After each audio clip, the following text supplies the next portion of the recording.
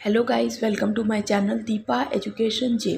आज की इस वीडियो में मैं आपको करंट अफेयर का बहुत ही इम्पॉर्टेंट हिस्सा नोबेल पुरस्कार 2022 के बारे में बताऊंगी। पहली चीज़ ये ध्यान रखिएगा कि नोबेल पुरस्कार 2022 के कुछ क्षेत्रों में दिए जाने की घोषणा कर दी गई है। ये पुरस्कार 10 दिसंबर को वितरित किए जाएंगे, लेकिन चूंकि इस घोषणा कर दी गई है तो ये आगामी एग्ज़ाम के लिए इम्पॉर्टेंट हो जाते हैं। तो आई होप आपके लिए वीडियो बहुत ही ज़्यादा यूज़फुल होगी। तो जो भी व्यूअर्स इस चैनल पर नए हैं, प्लीज़ मेरे चैनल को लाइक कीजिए, सब्सक्राइब कीजिए, शेयर कीजिए और बेल आइकन को प्रेस कीजिए ताकि आने वाली नोटिफिकेशन आपको मिल सके। Let's start. सबसे पहले हम आपको इस नोबेल पुरस्कार की स्थापना के बारे में बताते हैं। ठीक, देखिए, इस नोबेल पुरस्कार की स्थापना स्वीडन के वैज्ञानिक अल्फ्रेड बर्नहार्ड नोबेल द्वारा 1901 में स्थापित की गई। पहले आप ये याद रखिएगा कि इसकी स्थापना कब की गई, तो इसकी स्थापना की गई 1901 में। ठीक, फिर हम अल्फ्रेड नोबेल के बारे में पढ़ते हैं। इन्होंने 1867 में डायनामाइट की खोज की थी। आपका दूसरा क्वेश्चन यहाँ से बन सकता है, डायनामाइट की खोज किसने की थी? तो अल्फ्रेड नोबेल ने की थी, 1867 में की थी। 1896 में जब इनकी मृत्यु हुई तो लोगों को इस पुरस्कारों के बारे में पता लगा। जब उनकी वसीयत पढ़ी गई तो उन्होंने अपनी वसीयत में लिखा था कि धन से मिलने वाली सारी वार्षिक आय पुरस्कारों को की मदद करने में दी जाएगी। ठीक, उन्होंने आदेश दिया कि सबसे योग्य व्यक्ति को यह पुरस्कार मिलेगा, चाहे वह स्वीडन का हो या ना हो, यह पुरस्कार प्राप्त करेगा। ध्यान रखिएगा, 1896 में जब इनकी मृत्यु हो गई तब लोगों को इस पुरस्कार की घोषणा के बारे में पता लगा। ठीक, लेकिन देखिए, यहाँ पे इन्होंने अपनी वसीयत में ये भी लिखा था कि चाहे तो ये ज़रूरी नहीं कि नोबेल पुरस्कार सिर्फ स्वीडन के लोगों को मिलता है या स्वीडन के वैज्ञानिक या जो सबसे योग्य व्यक्ति, नहीं, सबसे योग्य व्यक्ति चाहे वो स्वीडन का हो या ना हो, किसी भी देश का हो, किसी भी महाद्वीप का हो, मिलेगा। ठीक, अब आगे हम आपको बताते हैं इसके बारे में कुछ और महत्वपूर्ण सूचना कि पहले ये 5 विषयों में दिए जाते थे।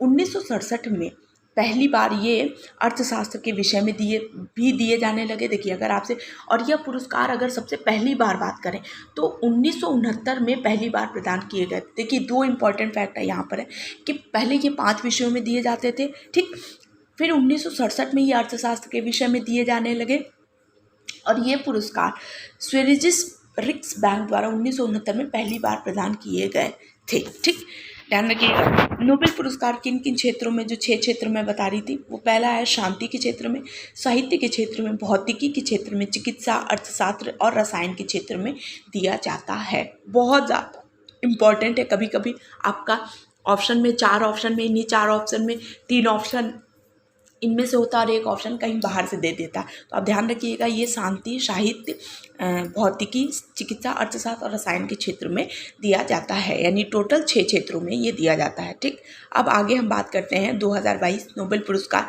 विजेताओं की। तो देखिए, सबसे पहले हम बात करते हैं जिनकी घोषणा की गई है। पहला है नोबेल पुरस्कार 2022 में चिकित्सा की जो श्रेणी है उसमें दिया जाएगा। ये स्वीडिश वैज्ञानिक है स्वांतो पैबो को ये चिकित्सा का नोबेल पुरस्कार दिया गया है।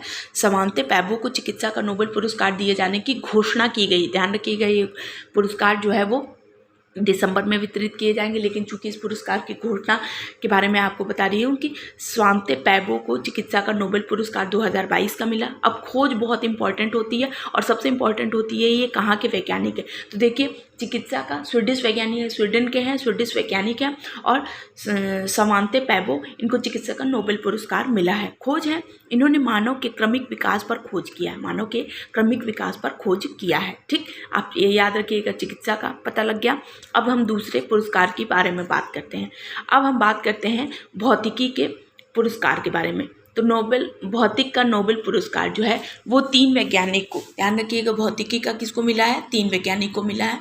एलन आस्पेक्ट जो फ्रांस के हैं, ध्यान रखिएगा, जॉन एफ क्लॉजर कैलिफोर्निया के और स्टोन जिलिंगर ये ऑस्ट्रिया के हैं। ध्यान रखिएगा, ये किस देश के वैज्ञानिक है, इट इज़ वेरी इंपॉर्टेंट। कभी कभी आपसे एग्ज़ाम में ऐसे पूछ लेगा कि भौतिकी का नोबेल पुरस्कार जिन वैज्ञानिकों को दिया गया है वो किस देश से संबंधित है। आपका 4 ऑप्शन में 2 ऑप्शन ये दे देगा और 2 कुछ अलग दे देगा। तो ध्यान रखिएगा, आप हमेशा याद करते चलिएगा कि कौन से वैज्ञानिक किस देश के हैं, क्योंकि ये बहुत ज़्यादा इम्पोर्टेंट हो जाता है। एलन आस्पेक्ट फ्रांस के हैं, जॉन एफ क्लॉजर कैलिफोर्निया के हैं, एंटोन जिलिंगर ऑस्ट्रिया के हैं। कभी कभी ट्रिक भी बनाने की कोशिश किया करिए ताकि चीज़ें आपको याद हो सके। भौतिकी का है, आप ऐसे याद कर लीजिए, आस्पेक्ट क्लॉजर जिलिंगर। देखिए आपको क्या करना है, आपका क्वेश्चन सही होना चाहिए। आपको इस बात को ध्यान रखना है कि आपके क्वेश्चन सही होने चाहिए।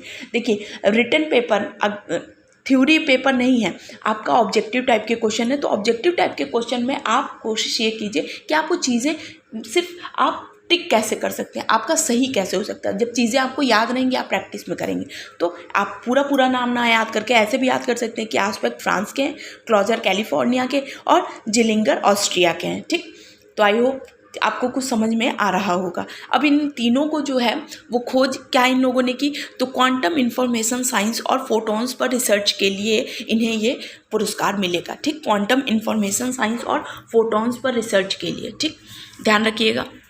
अब आगे हम बात करते हैं रसायन के क्षेत्र की। देखिए 3 क्षेत्रों की मैंने आपको बताया है कि कल ही ये रसायन के क्षेत्र की कल 5 अक्टूबर के दिन इसकी घोषणा की गई है।